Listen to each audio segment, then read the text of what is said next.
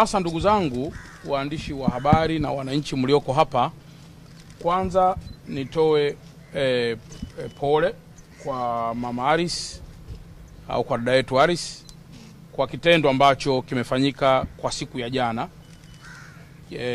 Kuna mambo makubwa mawili ambayo ningependa kuyafanua kwa haraka. La kwanza ni jambo la kesi ambayo ipo au haipo, ambalo ndani yake linahusu Mama Aris kumiliki nyumba au kutomiliki nyumba.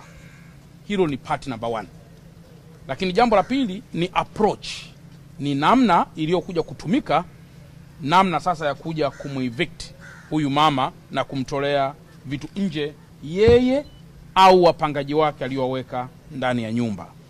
Na mmoja wa mpangaji ambaye nilimuona kwenye klipu alikuwa ni raia wa kigeni, na ambaye kwa lugha nyepesi eviction ile imesenti mambo makubwa mawili au matatu. La kwanza, imetia doa kwenye mahusiano yetu na mataifa hayo ambayo mmoja wa wapangaji anatokea. Lakini jambo la pili, limeonesha udhalilishaji mkubwa sana, naweza nikaita ni wa kijinsia, ambao approach iliyokuja kutumika ilikuwa ni ya kudhalilisha. Na kama ni kudhalilisha, linaingia jambo dogo la tatu ambalo mdhalilishwa ambaye ni Mama Aris ndio maana naibuka kwamba au kwa sababu mimi ni mjane.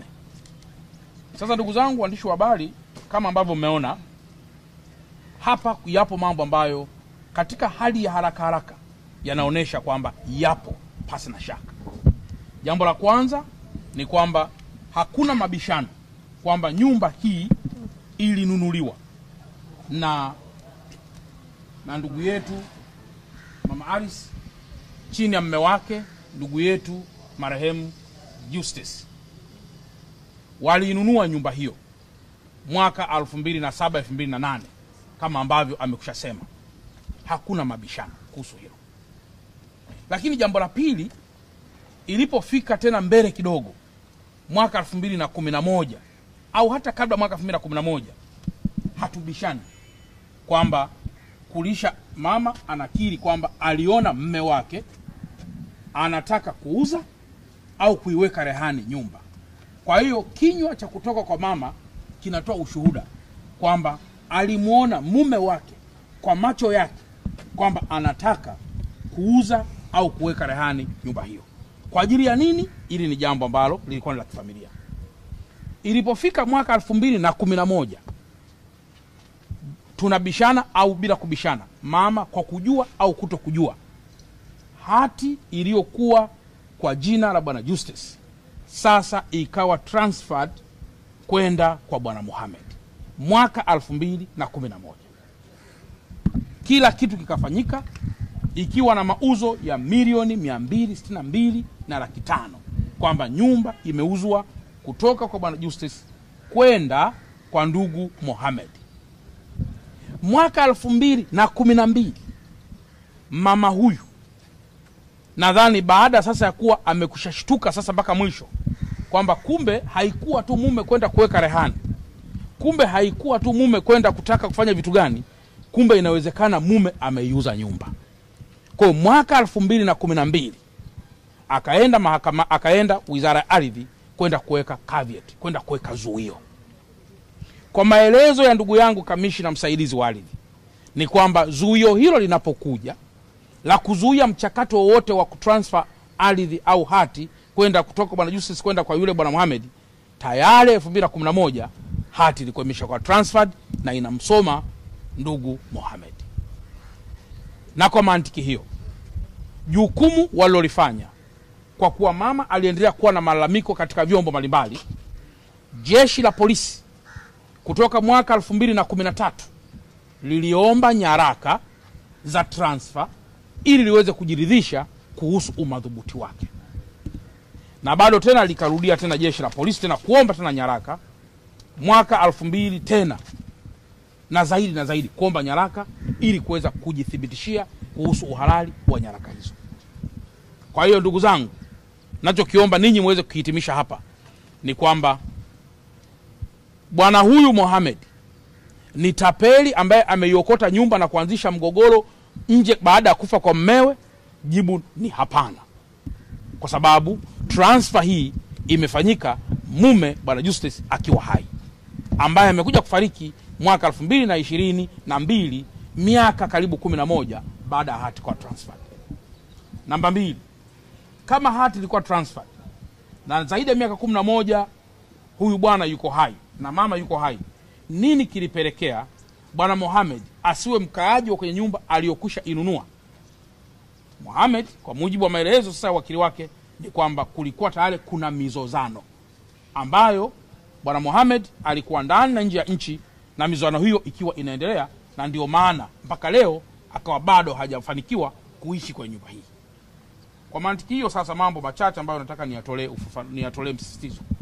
La kwanza, ni shukuru sana mkuu wa wilaya na viongozi wa Kinondoni kwa kutake action haraka kuhusiana na jambo hili mara tu baada walipopata taarifa kwamba kuna uvunjifu wa amani unaendelea hapa kwenye kiwanja hiki, kama ambavyo tumemsikia mkuu wa wilaya. Na nitoe wito pia kwa mkuu wa wilaya, wewe kama msimamizi wa ukuu wa wilaya au kama mwakilishi wa ukuu wa wilaya wengine, na kwa kuwa na jeshi la polisi liko hapa, kuanzia leo, hii tarehe ya leo tunavyoisema leo,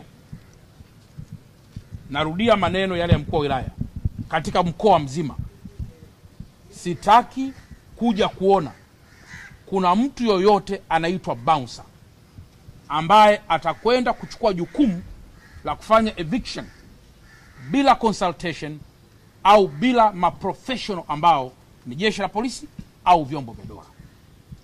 Na ikitokea mahali popote watu wameziba masikio, washughulikiwe hapo hapo immediately kwa sheria kali mno, ili mkoa wetu uendelee kuwa na amani kama ambavyo upo sasa.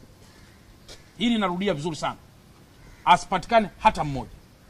Na kwa mantiki hiyo, mkuu wa wilaya na jeshi la polisi, fanyeni mchakato wa haraka wa kuwa na vikao vya haraka na brokers ambao wanateuliwa na mahakama, ili wafundishwe kuhusu umuhimu wa kufuata sheria, taratibu na kanuni za nchi yetu.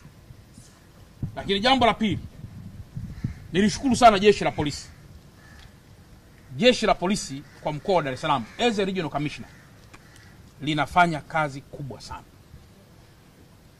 Na nikiri kwamba hapo nyuma jeshi la polisi halikuwa na vifaa vya kutosha, yakiwemo magari na vitu vingine.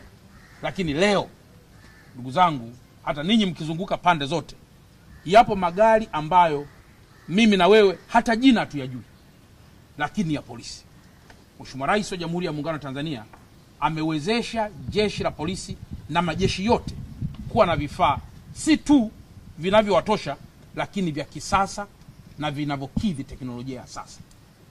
Na nitoe rai kwa Mtanzania yoyote anapopatwa na tatizo, tusikremu kwamba jeshi la polisi lipo kama lilivyokuwa au jeshi la polisi litasema halina gari.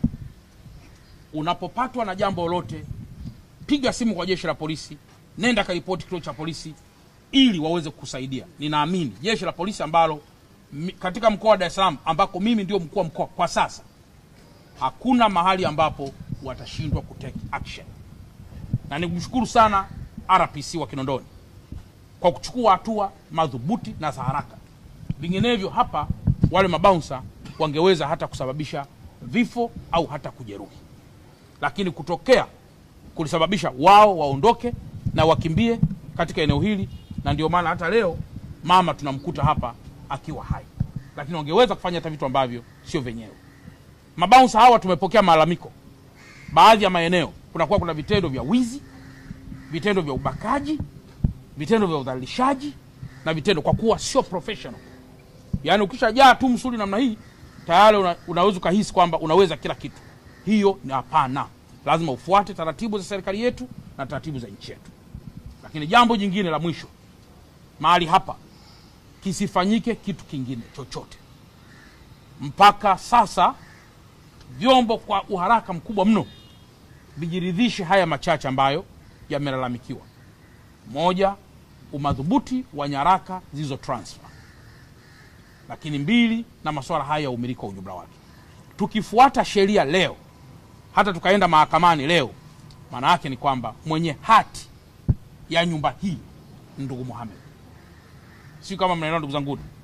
Kwa nihitimishe kwamba sio vizuri sana kunyang'anya mali ya watu. Watanzania naomba hili walielewe, na hasa wa Dar es Salaam. Hautapata faraja na furaha ukikaa na mali ya mtu yoyote. Unaweza ukahisi umefaidika, lakini hautakuwa na furaha ya moyo mpaka unaingia kabrini. Kwa nyumba hii Mama Alice na ndugu Mustafa wote wawili, ukweli wote wawili wanaufahamu.